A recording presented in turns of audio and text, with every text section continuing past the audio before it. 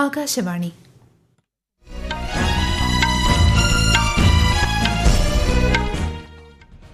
നമസ്കാരം. വാർത്തകൾ വായിക്കുന്നത് ഗീതു പ്രകാശ്.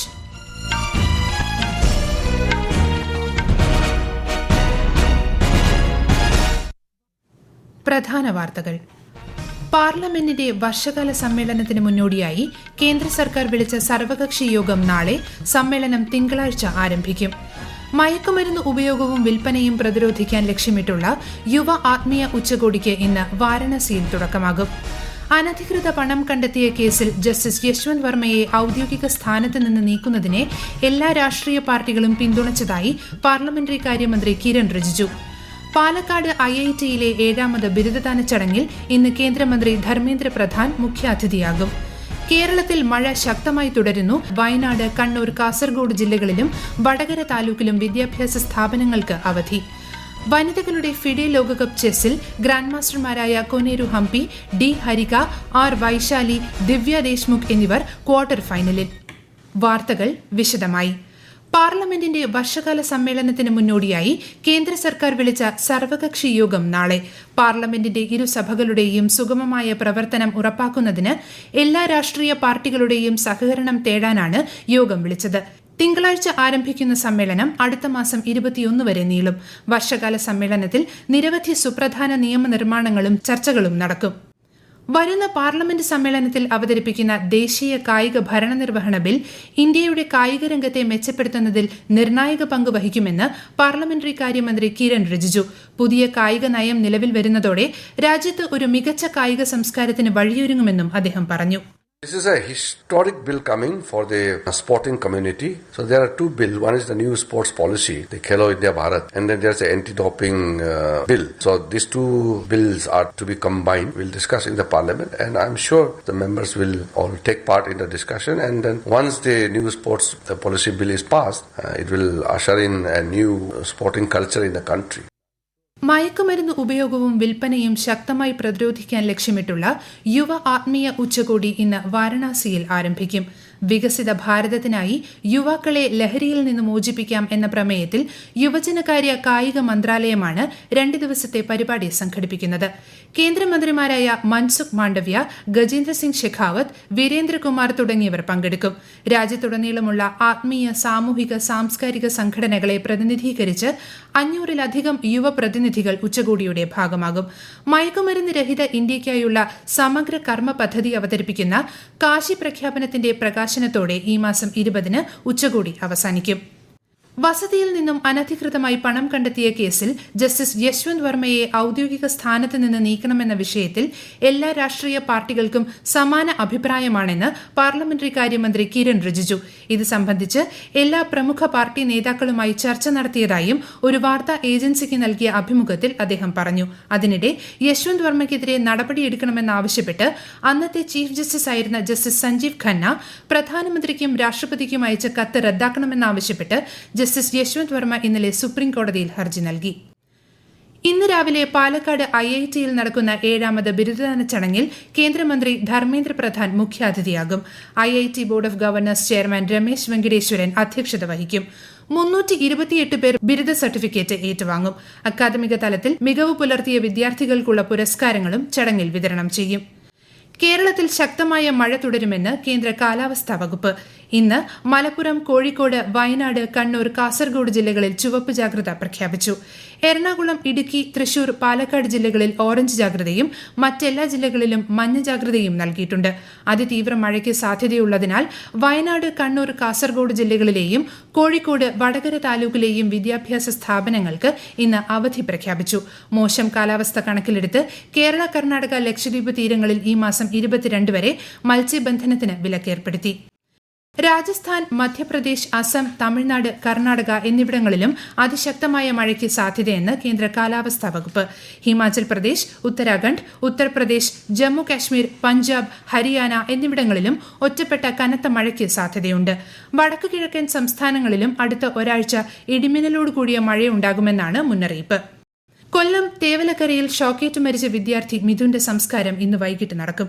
രാവിലെ 10 മുതൽ 12 മണിവരെ മൃതദേഹം തേവലക്കര സ്കൂളിൽ പൊതുദർശനത്തിന് വയ്ക്കും.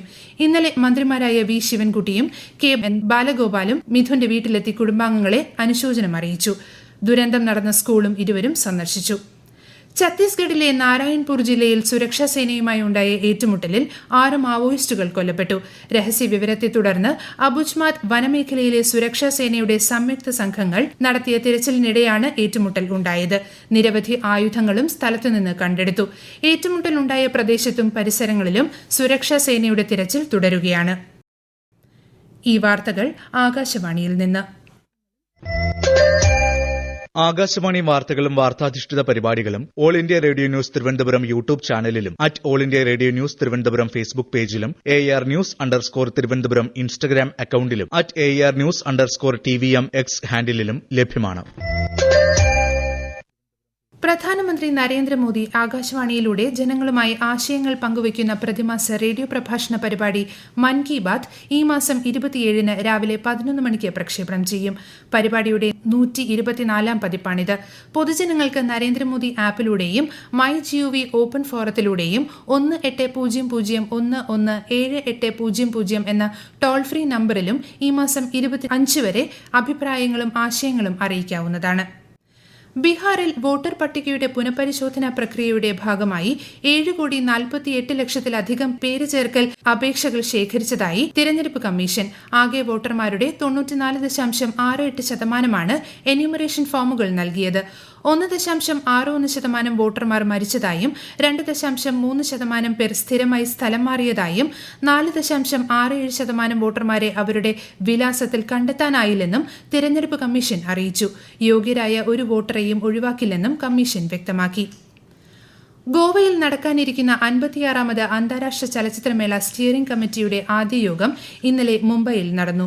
ദേശീയ ചലച്ചിത്ര വികസന കോർപ്പറേഷൻ ആസ്ഥാനത്ത് നടന്ന യോഗത്തിൽ കേന്ദ്രമന്ത്രി അശ്വിനി വൈഷ്ണവ് അധ്യക്ഷത വഹിച്ചു. ദക്ഷിണേന്ത്യയിലെ ഏറ്റവും വലിയ ചലച്ചിത്ര വിപണിയും അന്താരാഷ്ട്ര ചലച്ചിത്ര മേഖലയിൽ രാജ്യത്തിന്റെ നിർണായക ഘടകവുമായ വേവ്സ് ഫിലിം ബസാറും മേളയിൽ ഉണ്ടാകും. പ്രസാർ ഭാരതിയുടെ ഡിജിറ്റൽ പ്ലാറ്റ്ഫോമായ വേവ്സ് OTTയിൽ ഇറക്കുന്ന ഫീച്ചർ ഫിലിമായ ഡെല്ല ബെല്ല ബദ്ലേഗി കഹാനിയുടെ ആദ്യ പ്രദർശനം ന്യൂഡൽഹിയിലെ ആകാശവാണി ഭവനിൽ നടന്നു. പൈതൃകവും ഡിജിറ്റൽ നവീകരണവും സമന്വയിപ്പിക്കുന്ന ഇന്ത്യയിലെ ഏക പൊതുസേവന സ്ട്രീമിംഗ് പ്ലാറ്റ്ഫോമാണ് വേവ്സ് OTT എന്ന് ചടങ്ങിൽ സംസാരിച്ച പ്രസാർ ഭാരതി ചെയർമാൻ നവനീത് സെഹ്ഗാൽ പറഞ്ഞു. वेव्स OTT दुनिया का एक अलग से OTT है जिसमें कि आपको मनोरंजन मिलेगा. देश के सभी न्यूज चैनल्स आपको मिलेंगे. इस OTT प्लेटफॉर्म पर आपको रेडियो के हमारे सारे काफी स्टेशन मिलेंगे. इस पे ऑनलाइन शॉपिंग की भी सुविधा है और सबसे बड़ी बात है कि ये बिल्कुल फ्री है, निःशुल्क है. आप फ्री डाउनलोड कर सकते हैं, फ्री देख सकते हैं. ഡോക്യുമെന്ററികൾ, റേഡിയോ പരിപാടികൾ, DD ആർക്കൈവുകൾ, ലൈവ് TV, ഓൺലൈൻ ഷോപ്പിംഗ്, വാർത്തകൾ എന്നിവയും പ്ലാറ്റ്ഫോമിൽ ഉണ്ടായിരിക്കും. വനിതകളുടെ ഫിഡെ ലോകകപ്പ് ചെസ്സിൽ ഗ്രാൻഡ് മാസ്റ്റർമാരായ കൊനേരു ഹംപി, D ഹരിക, R വൈശാലി, ദിവ്യ ദേശ്മുഖ് എന്നിവർ ക്വാർട്ടർ ഫൈനലിൽ പ്രവേശിച്ചു. ഇതോടെ ടൂർണമെന്റിന്റെ അവസാന 8-ൽ 4 കളിക്കാർ പങ്കെടുക്കുന്ന ആദ്യ രാജ്യമായി ഇന്ത്യ മാറി. ജോർജിയയിലെ ബറ്റുമയിൽ ഇന്നലെ നടന്ന മത്സരത്തിൽ 4 വനിതാ താരങ്ങളും ടൈ ബ്രേക്ക് മത്സരങ്ങളിൽ വിജയിച്ചാണ് അവസാന 8-ൽ ഇടം പിടിച്ചത്. അടുത്ത ഘട്ടത്തിൽ ചൈനയുമായാണ് ഇന്ത്യയുടെ മത്സരം. ഹംഗറിയിലെ ബുദാപേസ്റ്റിൽ നടന്ന പോളിയാക് ഇമ്രെ ആൻവാരിയ യാനോസ് മെമ്മോറിയൽ ഗുസ്തി ചാമ്പ്യൻഷിപ്പിൽ 2 സ്വർണവും 1 വെള്ളിയും 1 വെങ്കലവും ഉൾപ്പെടെ 4 മെഡലുകൾ നേടി ഇന്ത്യൻ വനിതകൾ. ഒളിമ്പ്യൻ ആന്തിം പങ്കലും ഹർഷിതയും സ്വർണ മെഡലുകൾ നേടി. ചാമ്പ്യൻഷിപ്പിൽ നേഹ സാങ്വാന് വെള്ളിയും നീലത്തിന് വെങ്കലവും ലഭിച്ചു. റഷ്യ യുക്രൈൻ സംഘർഷത്തിന്റെ പശ്ചാത്തലത്തിൽ റഷ്യയ്ക്കെതിരെ സാമ്പത്തിക ഉപരോധം ഏർപ്പെടുത്താൻ യൂറോപ്യൻ യൂണിയൻ തീരുമാനിച്ചു. റഷ്യയുടെ നോർഡ് സ്ട്രീം ഗ്യാസ് പൈപ്പ്ലൈനുകളുമായി ബന്ധപ്പെട്ട ഇടപാടുകൾ നിരോധിക്കുന്നതും സാമ്പത്തിക മേഖലയ്ക്ക് മേലുള്ള അധിക നിയന്ത്രണങ്ങളും 18ാമത് ഉപരോധ പാക്കേജിൽ ഉൾപ്പെടുന്നു. പ്രധാന വാർത്തകൾ വീണ്ടും. പാർലമെന്റിന്റെ വർഷകാല സമ്മേളനത്തിന് മുന്നോടിയായി കേന്ദ്ര സർക്കാർ വിളിച്ച സർവകക്ഷി യോഗം നാളെ. സമ്മേളനം തിങ്കളാഴ്ച ആരംഭിക്കും. മയക്കുമരുന്ന് ഉപയോഗവും വിൽപ്പനയും പ്രതിരോധിക്കാൻ ലക്ഷ്യമിട്ടുള്ള യുവ ആത്മീയ ഉച്ചകോടിക്ക് ഇന്ന് വാരണാസിയിൽ തുടക്കമാകും. അനധികൃത പണം കണ്ടെത്തിയ കേസിൽ ജസ്റ്റിസ് യശ്വന്ത് വർമ്മയെ ഔദ്യോഗിക സ്ഥാനത്ത് നിന്ന് നീക്കുന്നതിനെ എല്ലാ രാഷ്ട്രീയ പാർട്ടികളും പിന്തുണച്ചതായി പാർലമെന്ററി കാര്യമന്ത്രി കിരൺ റിജിജു. പാലക്കാട് IITയിലെ 7ാമത് ബിരുദദാന ചടങ്ങിൽ ഇന്ന് കേന്ദ്രമന്ത്രി ധർമ്മേന്ദ്ര പ്രധാൻ മുഖ്യാതിഥിയാകും. കേരളത്തിൽ മഴ ശക്തമായി തുടരുന്നു. ഇന്ന് വയനാട്, കണ്ണൂർ, കാസർഗോഡ് ജില്ലകളിലും വടകര താലൂക്കിലും വിദ്യാഭ്യാസ സ്ഥാപനങ്ങൾക്ക് അവധി. വനിതകളുടെ ഫിഡെ ലോകകപ്പ് ചെസ്സിൽ ഗ്രാൻഡ് മാസ്റ്റർമാരായ കൊനേരു ഹംപി, ഡി ഹരിക, ആർ വൈശാലി, ദിവ്യ ദേശ്മുഖ് എന്നിവർ ക്വാർട്ടർ ഫൈനലിൽ. വാർത്തകൾ കഴിഞ്ഞു. അടുത്ത വാർത്താ പ്രക്ഷേപണം ഉച്ചയ്ക്ക് 12:30.